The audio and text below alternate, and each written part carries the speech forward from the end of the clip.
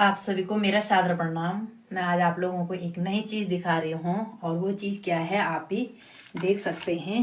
तो मैंने अभी अभी इसको बनाया है, यानी कि दुकान पे बनाया है मैंने। ये देख सकते हैं। तो ये रहा समोसा, मंडवे का समोसा रहा ये। इसको मैंने थोड़ा चेक करने के लिए यहाँ से निकाला था। तो बड़ा टेस्टी हो रहा है ये, बहुत ही सुंदर, मतलब जिसको बोलते हैं हमारे पहाड़ी भाषा में कि बोलो स्वाद हो ये पर।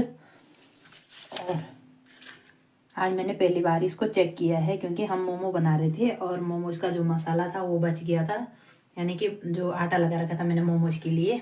बाकी सवेरे के टाइम पे मेरा ये लुक रहता है। सॉल हो गया, परंदे को मुझे पूरा सर में बांधना होता है क्योंकि बहुत ठंड होती है। और आप लोगों को भी खाने हैं मंडवा के मोमो समोसे, तो आप भी जरूर आए। ये देखिए कितना मैंने खा दिया, थोड़ा टेस्ट किया ना मैंने।